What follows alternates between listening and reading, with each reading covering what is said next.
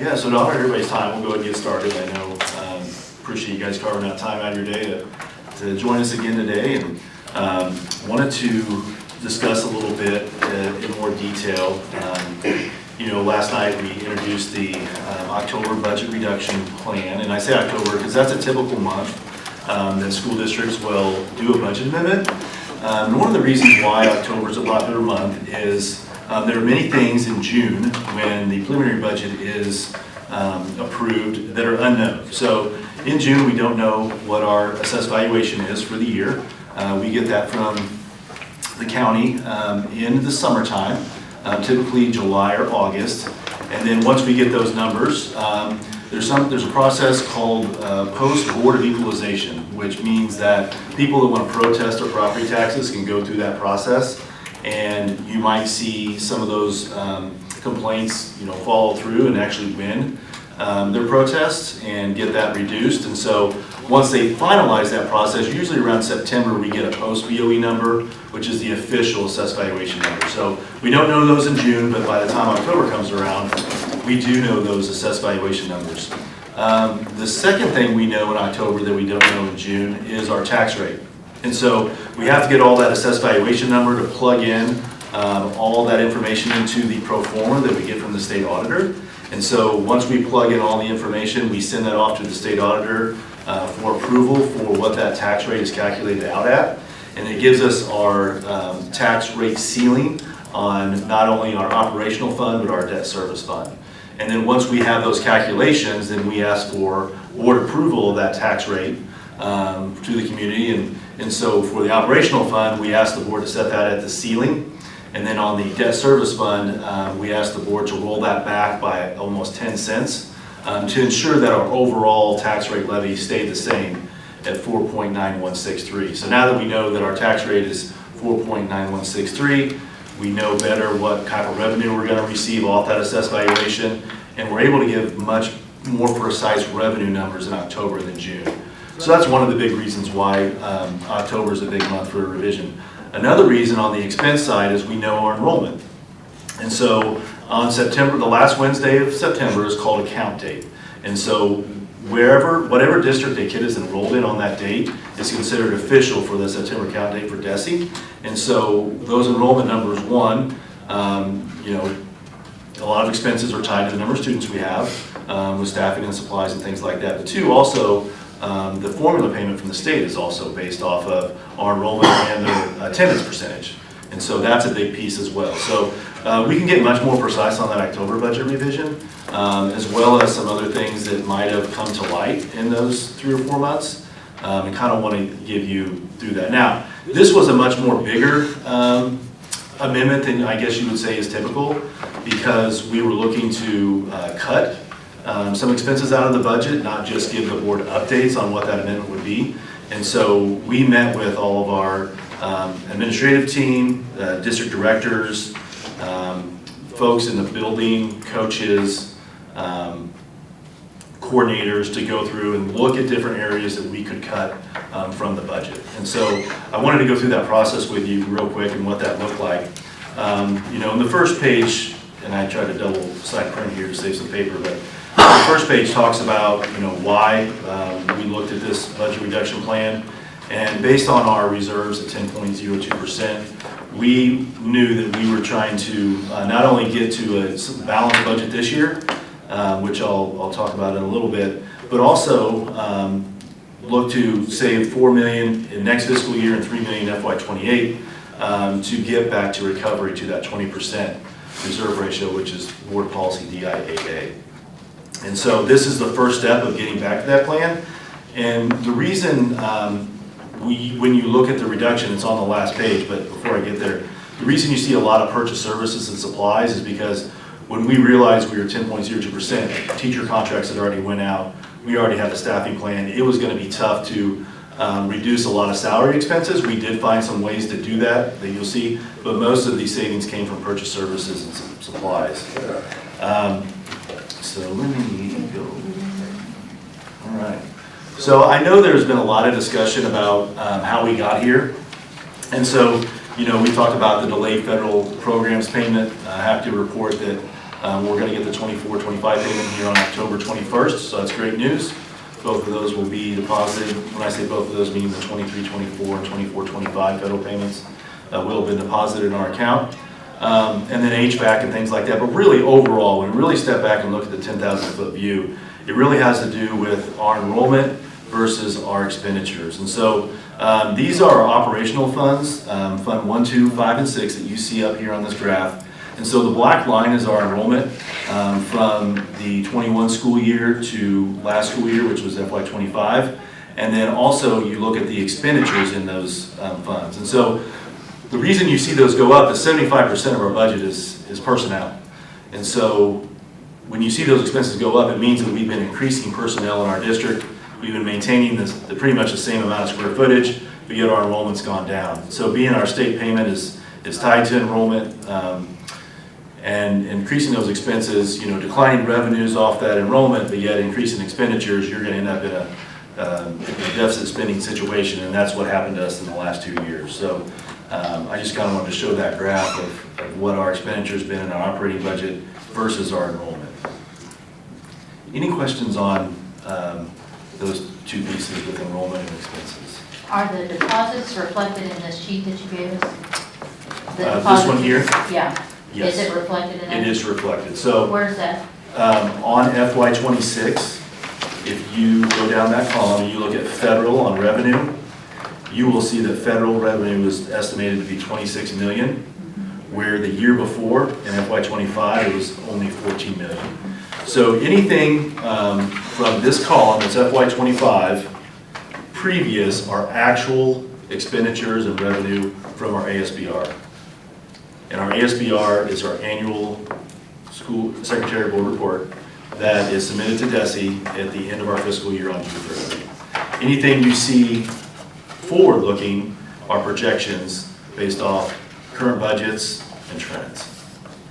And so that's where those federal dollars are shown to be deposited.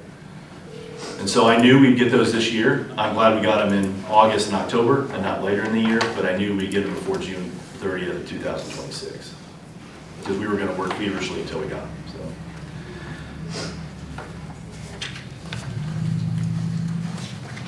Anything else on this graph? Robert, I didn't ask this before, but on the federal, if you look back in some previous years, is that on COVID money, which it were 31 million, 28 million? Yeah, when you see those large deposits in FY22 and 23, that'd be SRO CARES money. Yeah, thanks. All right, so we talked a little bit about this before, some of the things impacting Senate Bill 190. This is an opinion on Senate Bill 190. I totally understand why legislators put that in to help out senior citizens that have a fixed income, but it does reduce our revenue. Just stating that fact on Senate Bill 190. Budget and spending management, as well as inaccurate budget assumptions. Our salary benefits were underestimated for not only last year but this year, so that was a big reason why we wanted to make this budget reduction plan. Capital improvement expenditures, we overspent Fund 4, went to the negative, and we can't end the fund in the negative to finish the fiscal year. So we had to transfer money from operating funds, which lowered the balance. Of course, we talked about our declining enrollment trend and low attendance percentage. Now, I can have you report in the last couple of years, you've seen our attendance percentage go up, and that can steadily continues to improve. So that's a positive for St. Joe, because that will benefit us from a revenue standpoint, because that is based off our attendance percentage and enrollment. And then, kind of like what Tom was asking, end of ESSER funds. So for years, we had ESSER funds coming in that paid for a lot of positions, and those ESSER funds have gone away, but those positions are still here. And then, of course, we talked about the delayed federal funding. Happy to report we're getting both of those payments here this fall. And then overall, title funding has been reduced from the federal government. Title was down about 10% for this year compared to the previous year. So those allocations are shrinking just a little bit. All right, so this was a timeline of our plan. If you kind of take each box as step 1, 2, 3, 4, 5, and 6, we're at step 2 right now. So our first step was to get stakeholder input, talking to our principals and department heads. and then presenting the budget revision to the board in October. Of course, it was just a workshop. Last night, they asked questions, asked for feedback, more information, and the board won't approve that until the October 27th meeting if they choose to do so. And then after the decision of the board on the 27th, we'll continue to monitor and plan and continue to look to see how our cash flow is trending, how expenditures are coming in, how revenues are coming in. There's different items that we have, like our Prop C revenue, which is the sales tax revenue from the state. That is dependent on actual sales tax. So if the economy slows down and people aren't spending as much and sales tax is down, the state will not pay us as much in Prop C as maybe that they estimated. So it truly is you will get the revenue of what is collected for that year. In years where they collect more sales tax than they anticipate, they will make a change to that payment and increase that. And so it depends on how the economy is going for the year on what we'll get on Prop C. And so we'll be monitoring those things. If we reference this ledger here again, if you look at the second line down on revenue, that is what we received in Prop C. So you can see we received over $16 million in Prop C last year, and we're looking to receive just over $16 million again this year if estimates come in. So those things do ebb and flow with the economy and how things are going in Jeff City. As we continue on this year and start to prepare for FY27, I would really love to use this committee as a sounding board for priorities in FY27 and budget allocations. You know, we are restricted on our revenues of what we receive due to state statute with our formula and assessed valuation. Those are out of our control, but our expenditures are in our control. And so we'd love to use this committee as a sounding board for that as we continue on as we look towards next year. We'll start as early as next month, honestly, looking at next year. It might sound crazy to say because this school year just started, but we do start that process pretty early. And they continue to develop that budget. We will meet with individual buildings, those principals and directors, probably around early January is when we'll have those in-person meetings and really start getting some requests in. We will also meet with Salary and Benefits Committee through November, December, January to get feedback from them too, because again, our personnel is 75% of our budget, so that's an important group that we work with as far as that goes. And then we'll present the final budget for next year in June for the Board of Education. So that's kind of our timeline as we look for this year's budget revisions and then also next year. Some key considerations in this budget. We wanted to make sure that any of these budget allocations that were modified had the least impact on students. That was a big factor. We wanted to preserve student engagement and learning. We wanted to focus on narrowing budget projections for greater accuracy going forward. We wanted to look for efficiency starting with district office. We wanted to evaluate all third-party contracts and services to ensure value. And even if that couldn't come this year because it was already under contract, could we see some opportunities for next year? We wanted to improve transparency and communication. And then also we really looked at technology and deferred maintenance as some areas that we could possibly reduce. Some things that were not included in this budget reduction plan. We did not increase any type of fees, whether it was fees to get into athletic events, parking passes, different things like that that might be charged at the school level. We are bound by something called FAPE, which is a fair appropriate education. And so I just want to make sure that was something that was not looked at as a way to help our bottom line and to get out of deficit spending. So that was off the table. Reduction in force, where there were staff cuts, that was not part of this plan. We talked, of course, last night, there's a lot of talk about building consolidation. Anything that is discussed in these budget revisions had nothing to do with that building consolidation plan. That's a process that will be approved by the board, but this October 1 was purely things like supplies, purchase services, and a little bit of salaries and benefits. And then we also wanted to stay away from instructional and curriculum core materials. And so those things were vital for us to make sure that we maintain, because that is our why. All right, so the last page is the meat and potatoes of what this budget reduction looks like. And this budget reduction, just so you know, is built into that FY26 column on this very first page. And so I'll start with this document here. And so as I talked about before, a lot of purchase services and supply budgets were looked at, where we could cut dollars, where we could put off projects. Now some of those projects we will need to do at some point, but we push those to down the road in further school years, because this school year we needed to, basically stop deficit spending. That was our goal with this budget. We wanted to make sure that we could get to a balanced budget for this year. So in a little bit I'll show you where that we believe we're able to do that. You do see some capital improvement items in there. Those are some of the things about the fifth line down for operations that we put off for further years. And then you can see that on the left-hand side, which is all of district office, about 87.8% of this budget reduction came from functions that are considered district office expenditures. On the right-hand side were cuts that came from our schools.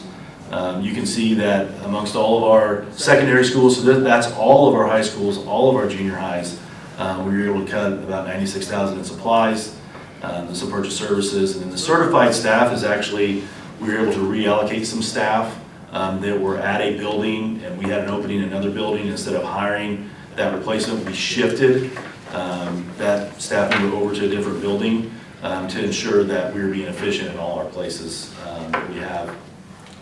How many FTEs will that be? How many were shifted? Yeah, for certified staff? There were about 4 or 5, if I remember right, from Webster. Yes, so we didn't have a biology teacher at Lafayette. We repurposed one from Webster to Lafayette. We also had a math teacher need, so we moved one. So yeah, I would guess about 4. So these are shifted, reallocated, they weren't reduced, Correct. eliminated, okay. Yeah. So like a staff member resigned, and instead of replacing that, we took a building where they were overstaffed and reallocated them to another building. Yeah. And then at the that accounted for about 10.5% of that budget reduction at the secondary schools. A lot of that supplies was some athletic budgets that were cut. I would say the majority of that, 96,000, were some athletic budgets in the purchase service. And then on the elementary schools, for all the elementary schools, you see there was just a small amount that was taken out of there that accounted for 1.7%. So if you add all those totals, that's a little over 3.7 million. And then when the budget was created in for FY26 in June, it had planned for one of our curricular resources. I do not know whether it was the vendor that was vague on what those payment allocations were meant to be in that. Whether it was our end, I don't know. I wasn't there for those conversations, that conference call. But our assumption was that would be paid out over 5 years in 5 equal installments. But when we got the invoice this fall, it was all up front. And so two reasons. We asked the company if they could spread that over 5 years. And one, they had given us a pretty good discount up front for that to be paid all at once. And two, they were print materials, so they had already incurred the cost. And so we were over budget in that line item by just over $1 million. So the net savings out of this budget reduction plan is actually a little over 2.7 million. And so that's what was reduced from the budget overall. The good thing about that, 1.049 million is, yes, we thought it'd be spread over 5 years. It is all up front once, so we won't have those expenditures going forward. So that will help us in future budgets as well. So there's 2 flip sides to look at it that way, and we got the discount up front too. This is just a question. Sure. Sorry. In the past, I remember just looking at the budgets before the board meetings, and it seemed like an awful lot of the salaries was being paid out to these teachers that we had hired. Is that still included in here? Is that contract not being, because it was an outrageous amount, it felt like, when we were looking at those numbers before. I think you might be referring to our international teachers possibly? Yes. Okay. We do still have international teachers.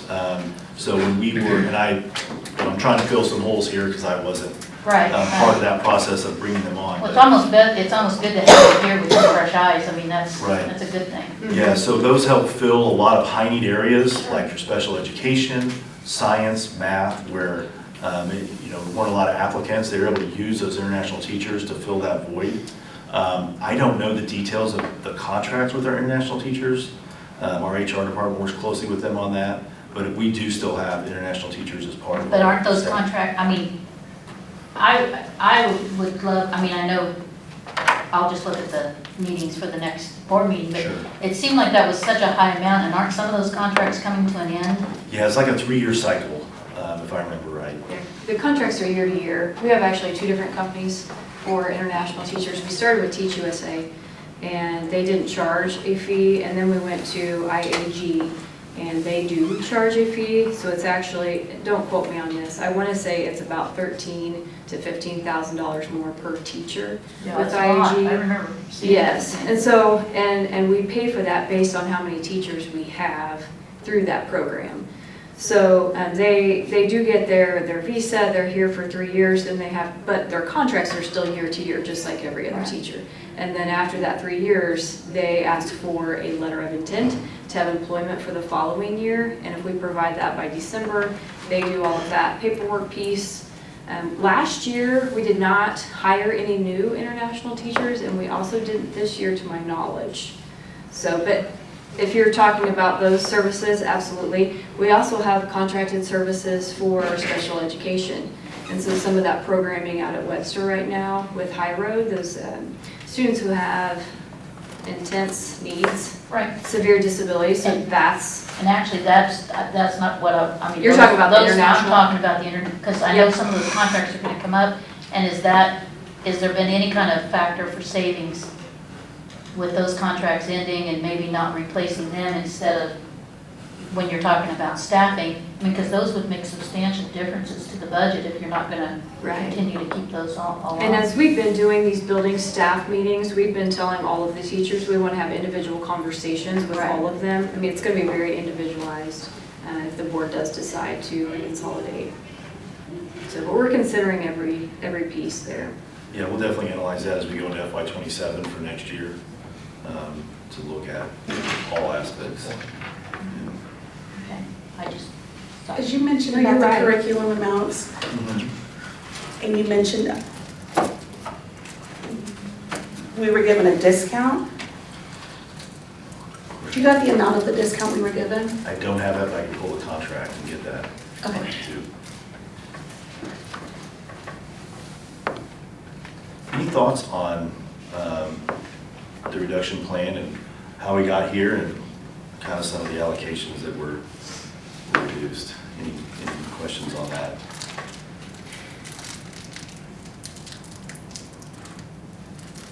It was a lot of hard conversations, especially with Jay Kelly, our technology director. Yeah. You can see he took the biggest brunt.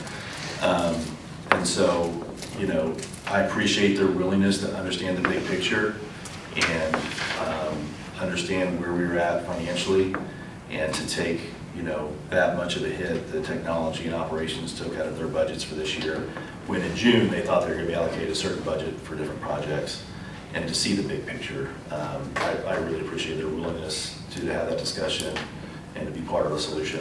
And so, those were tough discussions, and it took us a lot of, analyzing to say, hey, let's think back to our CSIP, and let's think back to the core classroom. And so if we don't feel like, yes, we need to replace our cameras in a certain, refresh cycle at Central, but if we push those to 8 years instead of 6 years, is that going to be less effective of the classroom than something like a core resource material? And of course, the answer to that is yes. So those were things that were put on the chopping block for this budget reduction. And like I said, I appreciate their willingness to have those tough discussions.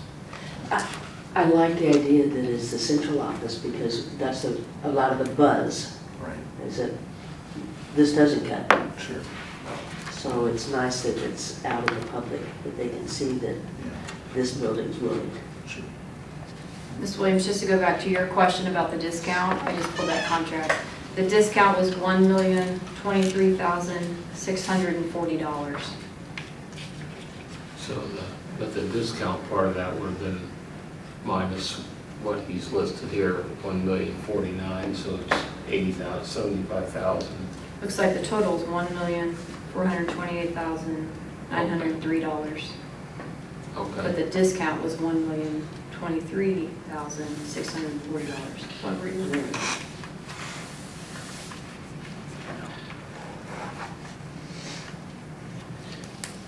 I did kind of have like a question or more, it's more of a suggestion than anything. I noticed whenever I went online to the school board's website, you can see the most current year's budget in pretty great detail. And that like there's the previous 2 years' budgets, but they're only the summaries of it. I think that, you know, as far as transparency goes, even if it's, you know, people don't actually look at it, just having that available, that information available would be helpful. Like me personally, I think it would be helpful because it gives people opportunity to look at, you know, year-to-year changes in the budget and the, you know, kind of the fine details. Sure. I just wanted to put that Yeah, I need idea to- out there. I need to go back and look at some of the old archives and see, you know, what they've presented.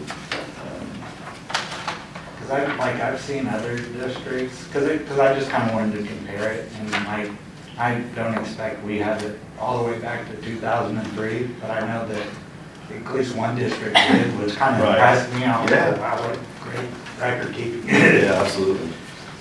Yeah, it's nice to have that history. And then, you know, I don't know, I guess I don't have that here, but on the actual revision that the board has, it does show the previous fiscal years as far as the different objects, whether it's local, county, state, federal, or other, and then the expenditures, classified, certified staff, purchase services, supplies. So that'll give you a 5-year, but it won't give you further than that. But yeah, I agree. The more comparisons and details you can show, I think the better if people want to. I think the one you're talking about, is that the one that has the locations and it has it split up by locations? Yeah. Okay. Yeah. Because even me personally, I found it pretty helpful in kind of getting a good idea of the bigger picture. Sure. And kind of along those lines, or actually not really, more ones I think, but not really. So I saw that another school district in Missouri, Springfield, they, you know, are also kind of in a similar position as us, where they've got to look to cut positions, and they're trying to do it through attrition. Right. But they've also done some type of like incentive program Right. to kind of not necessarily push people out the door, Right. but is that something that's been considered? Yeah, so the board is going to decide in October. Every year they have a $1,000 incentive if you retire by end of November? End of December? In December. No. Don't quote me on the date. November, the last End of November? Okay. End of November. operating day in November. Yeah, so if you put in your retirement by the end of November, you get a $1,000 stipend for making that announcement, which allows the district to analyze those positions that are retired, look to see where, if we can, you know, shift people and make those savings. And so that is going to come up in October 27th to be presented to the Board of Education.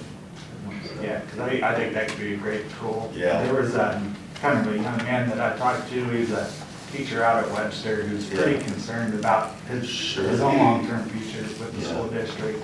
And you know, I know that a difficult decision will have to be made down the road, but has like the severance package or any type of consideration for like non-tenured teachers been kicked around at all, or like what we could do to ensure that if somebody does end up losing their job through no fault of their own, that they're, you know, still able to keep the lights on?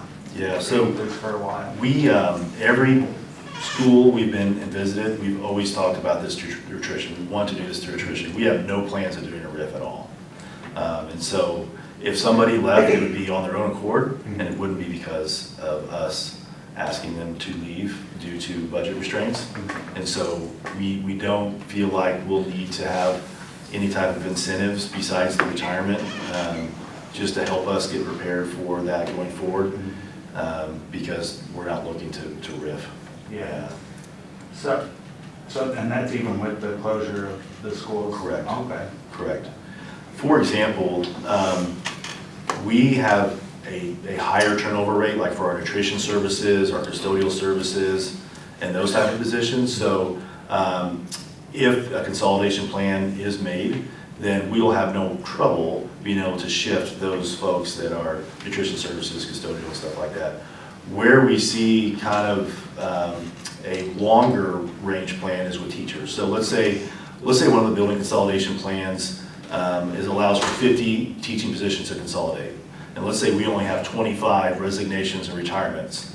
Then we would only reduce our staff by 25 in that teaching area and have a little more supports for that next school year. And then after that next school year, another 25 resigned or retired, then we'd be at our right size. And so we're looking to do this through that attrition over certain years. But we think we'll be able to get the full amount in our support staff, that our nutrition services, custodial, technology, because those positions usually turn over just a little bit more than your teaching staff. Yeah. No, all good questions and good thoughts. All right, so how does this budget reduction plan play into our long-term, overall view of our financial stability? So I'm going to go ahead and bring up on the screen the first document. Not even worth bringing up on this screen because you can't see it. But maybe if you can see where my mouse is, if someone's looking for an area or something, I can be like, okay, it's right in here, and that might help guide us. But you definitely cannot see the numbers on there, so that's why I printed these out. And so what this projection tool does is it looks at, past trends from, what we're going to look like for Prop C revenue, our assessed valuation. That assessed valuation is our biggest revenue generator. We get about 53% of our revenue from local property taxes. And then, obviously county is a smaller amount. Federal is probably our biggest unpredictable. In the early 2021, 2022, big influx of federal dollars, and then, as those programs went away, those are being reduced over time. And then on our expenditures, if you look down, I'll make a point right here, right below these yellow rows, this line right here is our total expenses for funds 1 and 2. So these are what we consider our operating funds. So you can see in FY20, we were at 117 million, FY21, 120 million, FY22, 121 million, then 130 million, 145 million, and 157 million. So you can see how our expenditures have grown over the last 5 years, and 75% of our expenditures are our FTE, our staff, our personnel. And so that is what's really driven up our expenses. And we had higher revenues in the early 2021, 2022, but as those CARES monies have dropped off, then also the revenue has. So that has caused, if you can look down here at the bottom, this row right here is our deficit or surplus for those years. And you can see over the last 2 years, after we had to transfer money from our operational fund to Fund 4, because it was in the negative, you can see that in FY24, we're at 11.5 as a deficit, 11.5 million, and then 10.4 million last year as a deficit. So with this budget reduction, you can see that we barely scraped into the positive for this year, $83,000. So really we're right at a flat budget this year. Now, if Prop C doesn't come in strong because our economy's down, or if there's other things that happen, could we swing one way or the other by $1 million or so? Yes. So I know if somebody says, hey, we thought we'd have a flat budget, but we ended up 1.5 million in the black. Is that a bad prediction?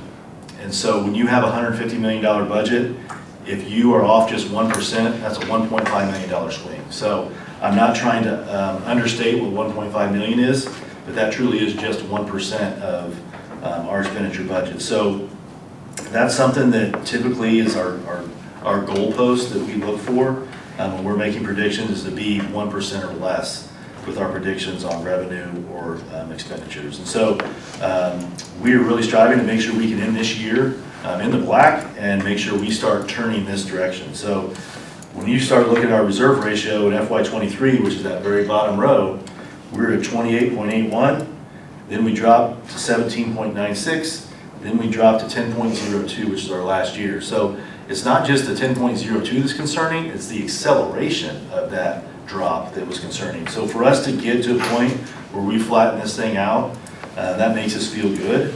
And then we need to be able to find a trigger to continue to build our reserves. And so as you look at this document that we have right here is just that budget reduction and doing nothing else. And you can see that doesn't bring us out of our single-digit reserve ratio. We continue to kind of go into 8%, drop down to 7% by FY30. So we need to continue to not only look for budget reductions this month, but look for future years as well. So we still got work to do. And so the next 4 pages. So Yeah. FY26, that's even with the doubling up on the federal payment. Absolutely. Yep. And so that's kind of a question I've had on that. So that's going to take work to break even. It is. And because all of our contracts already went out before we realized where we were at, you can't quickly consolidate any type of square footage right before school starts. We really had to focus on supplies and purchase services, which is only 25% of our expenses for this year. Now, FY27 beyond, we can absolutely look at a lot of different things from staffing, square footage, and things like that.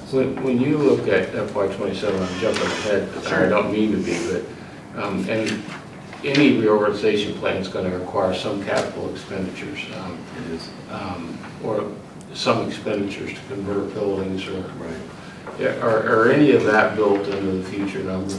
Yeah, so if you look at the Fund 4 expenses, those are built into that.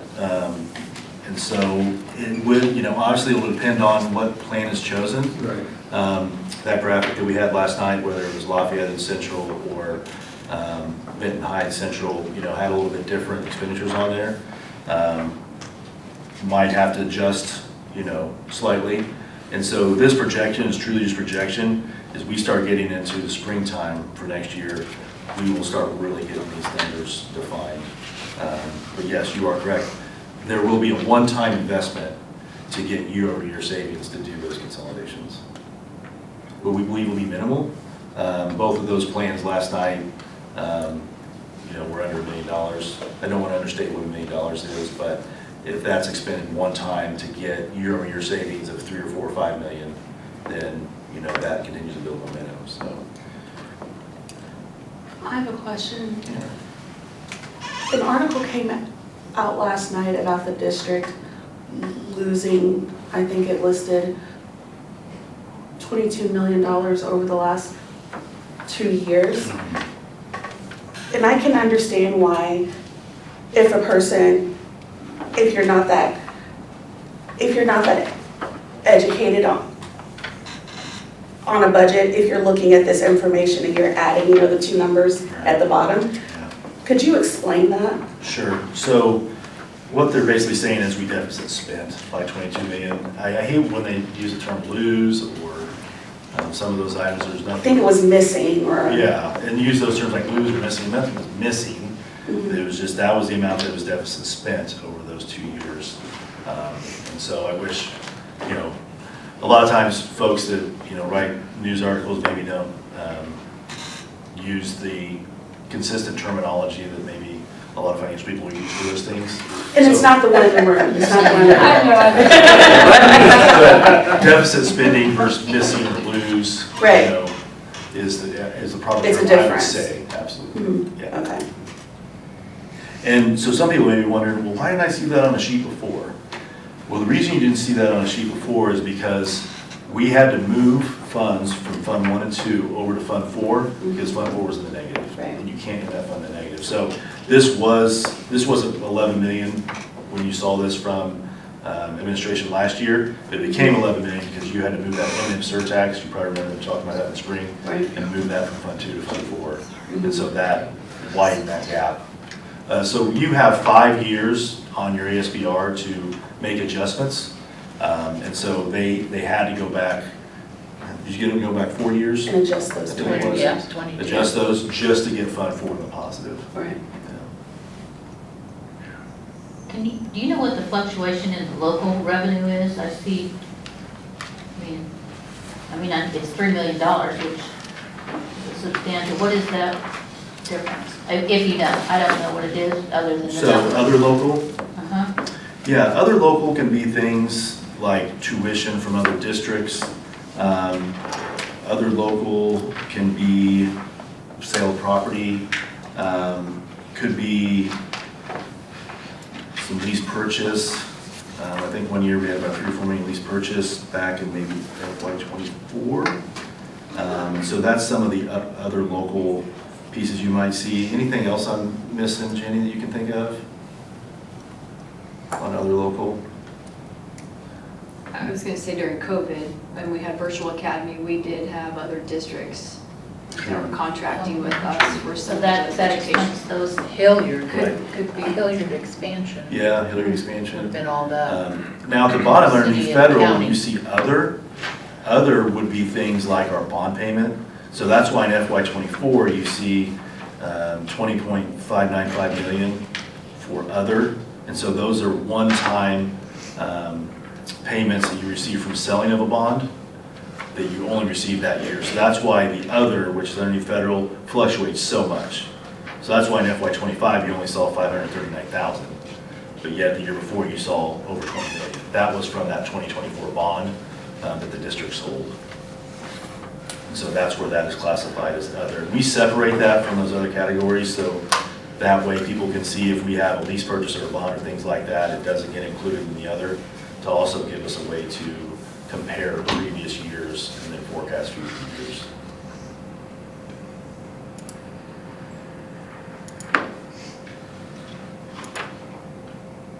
Question on salary expenses going forward. Yeah. Is that a 0.5%? salary? Yeah, so that is something I wanted to bring up with this. So with this, anything that you see in the yellow would be additions to our teacher's salary scale. And so you can see that there are no additions to our teacher's salary scale on this forecast. There is only what I call rolling the salary schedule or giving people steps. And so as we get into some of the other plans that talk about the building consolidation, what finances does, I hope people understand that I don't want for the next 5 years to only be able to add steps to our teacher salary scales. If we do that, we will lose good teachers to other districts that are continuing to build up their salary schedules. And so we gotta be able to recruit and retain our teachers. They're the most important factors to student success. It's not bricks and mortar, it's not the building, it's not the name of the building, the mascot, it is the teacher in that building that is the most important factor. And so I put this just as a baseline, so that way every projection I've given has been the same. All these projections just give the teacher their steps, but nothing added to the salary schedule. That way we can compare apples to apples when we look at these projections. Obviously, helps without meeting the RIF, but Right. you don't want to lose the most experienced teachers that you have and replace them with Exactly. not as qualified, so that's painful. Tell me a little bit about going forward and looking at building maintenance. We've been through a period of a number of years of Sure. increasing, getting our Yes. buildings back up to spec. Right. And I have a feeling we're going to have some pain going forward. We are. You're right, I have cut a lot out of that budget. We've done a lot of HVAC improvements and things over the last 2 years that has driven us a little bit this way. Because of the severity of this, we're gonna need to take a step back and say, we're only doing emergency maintenance items that we need to be done. If a roof is leaking, if there's a unit that is just down, we're gonna correct those situations, but we're gonna have to hold off for at least a couple years, in my opinion, on that deferred maintenance. And, make sure that we start getting our reserve ratios back up, because we're just, we do not want to continue to reduce our reserve ratio. Do you have an idea of what our deferred maintenance is at this point? I mean, I know we've made huge strides going Sure. forward with some roofs Yeah. and HVAC and those types of things, but Yeah, so Casey has a huge document that shows all that deferred maintenance, and so I don't know what month he has a program evaluation. I'll have to see when he does, but he usually will present, at least in my experience, present those type of deferred maintenance plans for the future during those program evaluations. And so he has all that information that he tracks. And so I've let him know that the reality of, those things are gonna have to be, and we always wanna look at our biggest priorities, but we're gonna have to hold back on what those biggest priorities are because we have to continue to we're gonna have to take out a tax anticipation note this fall just to pay our bills in November. I know I've said that in a fancier terms in the past, but that's really what it's for. line of credit. Yep, absolutely. Yep. Now, we'll pay that back immediately. Sure. I think we'll be able to pay it all back in December, but for in January, so it's just a 1 month, 2 month swing loan, but it's necessary unfortunately right now. That deferred maintenance discussion, though, you might come back to us on what month that'll be, Right. and maybe we have Casey come. Yeah, and also to be honest with you, I also, as we look for building consolidation, I'm a little bit gun shy of putting a lot into the building unless it's emergency because, there's been a lot of talk about which buildings may close, which may not. And so I don't want to put new money in the bad if there's a certain plan for closure or as we look for, I really want to develop that long-range vision of what that facilities plan looks like before we would put more money into, because I feel like that's one of the top complaints I hear is, hey, we just put this amount of money into this allocation, now we're looking at it for a closure or reallocation. So that's another reason I feel like until we have a solid plan going forward, let's make sure that we're only doing things that absolutely need to be done for the next couple of years. One, to help us from a budget standpoint, and two, to get that long-range plan going forward. Old school buildings don't have a huge resale value, is that what you promised?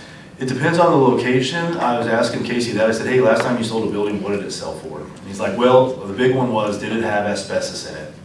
He's like, if you had to abate that, somewhere around the $200,000 range. We've also sold some for $500,000, $600,000.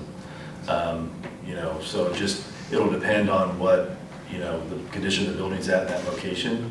I hope people don't have assumptions that some of these buildings will sell for $4 or $5 million each, and then, hey, 3 buildings at $4 or $5 million each, that'll just bring our reserve ratio to 20%, we'll be out of this. They just haven't sold for that much in the past. So the biggest benefit from it is actually, you're not having to have people staff it, and you don't have to pay the ongoing maintenance and utility cost on it going forward. So I know we only got 10 minutes left, but So do you think Yeah. that the, revenue that's created by selling those business, or not businesses, those buildings, yeah, do you think that would be enough to cover whatever cost is gonna be incurred for the capital outlays related to, kind of retrofitting those Sure. schools? I think it'll be close. I think if you're looking to close 3 buildings, 3 or 4, depending on which plan, the amount you'll get from selling those will be very close to paying for any type of work that has to be done, whether that's moving playground equipment, making some ADA changes in some areas, dividing some big rooms. Maybe there's some rooms where they're already been divided when you tear that wall down. And the wall down I'm talking about is just drywall. It's not CMU block or anything like that. So it's pretty easy to take back out. And so that is a good point. Looking at that, at the number of buildings, I think that'll be close. Yeah. But it won't be the right timing, won't match timing. Sure. We'll have to make the expenditure Up before front. we, And then get the, yeah. And then the And I Until know they you've not negative. identified particular institutions, to put on the market, okay, but is there even a market for that right now? That's a great question. Before we would sell the buildings, my recommendation would be have an RFP for a commercial real estate agent, and then let you guys look at their qualifications and see how they might be able to envision and promote that property, and then let you guys select that real estate agent, and then the market would speak for itself, I guess, of what would be offered. You can look at 2 things. You could look at, and I would want to ask them since they're the experts, do you look at an auction where you get it sold right away, or do you put it on a market for a certain price and try to promote it? I don't know the answer, the best answer. I asked their expertise honestly to see what they thought, so, yeah. There's a certain number of buildings that have been redone into, for housing. I want to say one of the ones we sold not long back was done with Humboldt. housing. Couple of Yeah. They've been trying yeah. to do that. I don't know where we're at in that progress as a Hall, community. Hall. Yeah. Hall. Let's say maybe Hall is, so Plus- is Neely. look at a plan where you're working with someone to develop that in advance. Yeah, If absolutely. it's some are, when Washington just torn down, Yes. yeah, so some have not, Worked out. you Yeah. know. And hopefully maybe this real estate agent that would rise to the top of this RFP process would have some connections to folks that, are in that line of business that maybe would help, us get the maximum value. Yeah, I know the state does put some money into that too, so Yeah, yeah. you can work with them. Yeah, absolutely. So real estate is definitely not my expertise, and so that's something that we, look to bring in some qualified folks to help us with those, so. The next 4 sheets on this are, and I'll go through them here pretty quickly. I went through them a lot more last night, but because we are only looking to reduce staff through attrition, I have 2 options or scenarios for each plan. So Plan 2, just to revise real quick, is the Central Lafayette plan.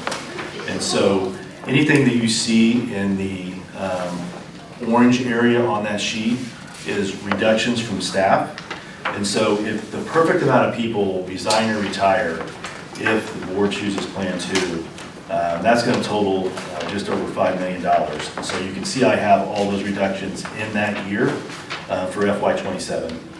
And so we don't think that you're going to see a perfect storm of the exact right people retire and resign. We think that's going to be over 2 years. And so the next sheet shows Plan 2 of how we think it would play out based off previous retention records that we have from HR and what that retention rate looks like. So we believe, in FY27, we'll get about $3 million of that savings and then realize the rest in FY28. And so something I wanted to mention is the savings that you see in these plans are just the consolidation plans only. We are going to look for other ways to save money. And so, someone might say, well, shoot, if we choose Plan 2, we're only going to get to 20% by FY30. Not the case. We will get higher than 20% by FY30 with Plan 2 because we'll have other areas, but I did not include these in these scenarios because I didn't want it to muddy the waters because I wanted the board to be able to compare Plan 2 to Plan 7, and that's it. Those are the only things we're looking at. And so that's what these sheets represent. But it doesn't show salary increases either. It only shows step, and that's it. Yeah. You're right. So I hope we can get to closer to 20% earlier than FY30, so that way we can do something with the salaries before that time. I just was making that comment. You're absolutely right. Yeah. Yeah, we don't want to wait till FY30 because, first time we can do something with salary schedules, there's no doubt about it. Then same thing with Plan 7. Plan 7, that's the max savings, meaning if the perfect storm of individuals retire or resign, we would realize all that savings next year, but we don't think that will happen. We believe that will be spread over 2 years, and then that last sheet shows what we believe how that will actually play out and what those benefits look like. Again, we believe we'll be higher than 16.14, but we only want to put the consolidation savings in the plan so that way they can really get an apples for apples comparison. 7 is Central Benton, right? Yeah, 7 is Central Benton with Hyde. Yep. So I know we got about 4 minutes left, so I wanted to just open up to questions, thoughts, ideas for next meeting that maybe you would like to see or discuss. Is the district reimbursed for the transportation costs? So, yes, but in a fraction. So here's what I mean by that. So for years, the state of Missouri paid about 40 or 50% for what the normal allocation was for their transportation reimbursement formula. In recent years, thank you, Governor, it's been up to 100% reimbursement of that percentage formula. And so It all depends on, like, if you transport kids that are within a mile of school, you don't get reimbursed for that. Right. It has to be outside of a mile, and then there's different allocations for special ed and things like that. So the state has done 100% of that formula fraction that you go through to realize what your reimbursement is. Then on transportation, that reimbursement, I saw the revenue up there. about 2.5 million this year in transportation reimbursement is what we believe we'll get. Yeah, now our contract for student is bigger than that, but this is just off the top of my head. 60% of what we pay for a student. I'll have to give you an exact number though.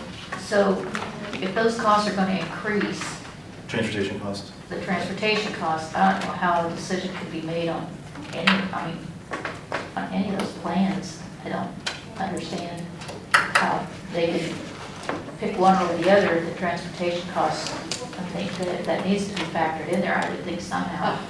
Sure. They're So definitely going to increase, busing these kids so much farther. there's going to be winners and losers. There's going to be some Right. places where the routes aren't as long and some Right. places where it's long. But just the overall cost, I would think, is going to be much more. Sure. Honestly, the biggest impact is diesel fuel.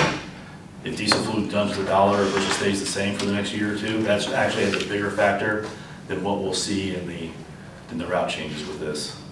And so that is a huge factor, because whatever the diesel cost is, like, so that's outside of our contracted first student. First student does not take all the risk on that. So there's a factor in there for what we pay for student for what diesel costs are. And so honestly, that's the biggest swing that we'll see in that's transportation cost is diesel fuel. And my next question is, at what point if the state came in, would they decide what buildings to close? Would they They decide? would not. Yeah, so let's say we hit 3% reserve ratio.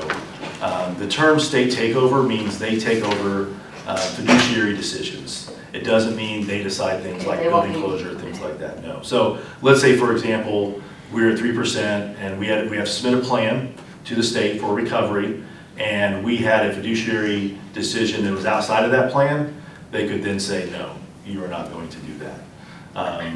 But they do not come in and make major changes like which building would be Okay. consolidated or there are different But things like that. 3% is where that is, so. So at 3%, you're considered financially distressed. And at that point, the state comes in, your local representatives are notified. If you drop to 1%, all of the other local schools around you are notified about that, because they want to let them know if you had an actual failure and those kids had to go to surrounding schools to give that will not happen.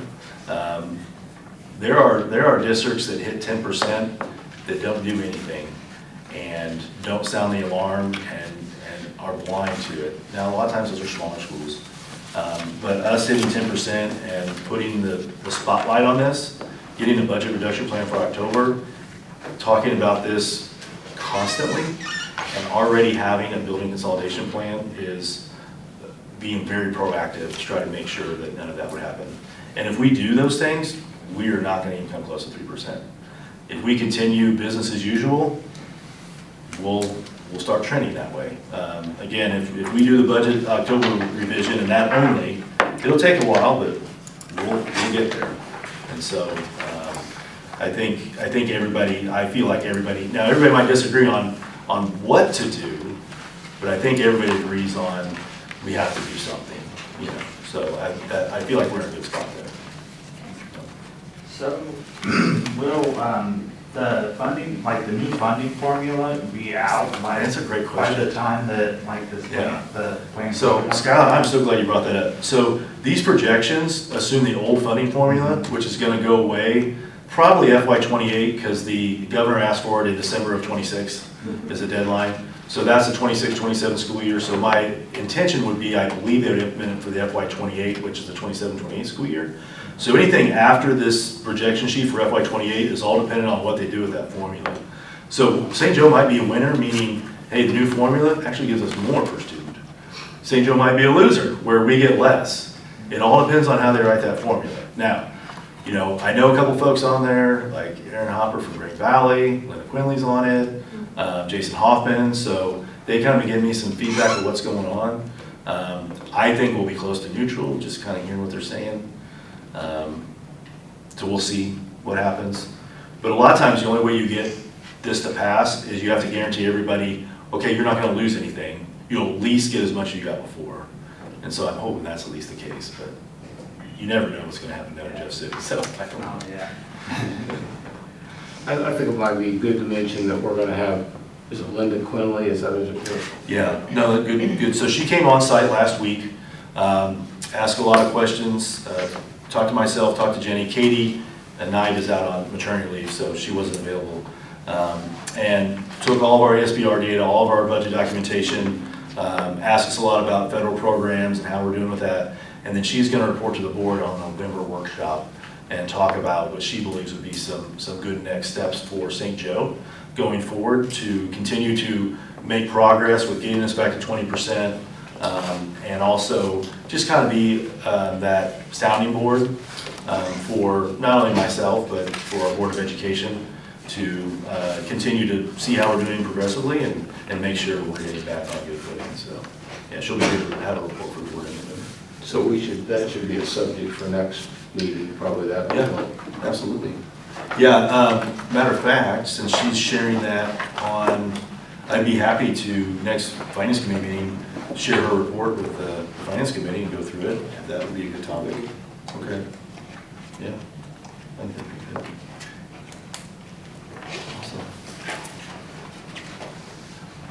Awesome. Do you know the date of our next meeting? Or is it already in the?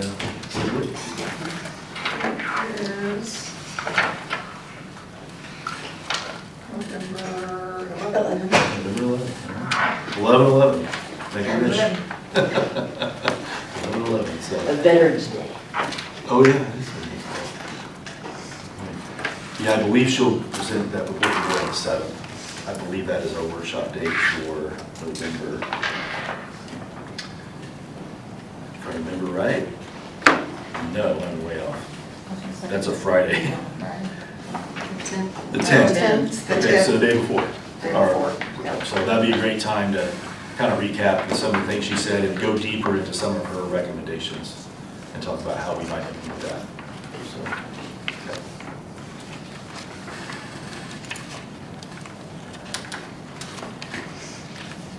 Anything else for the here? Thank you, guys. Thank you. Appreciate you. Appreciate the hard work.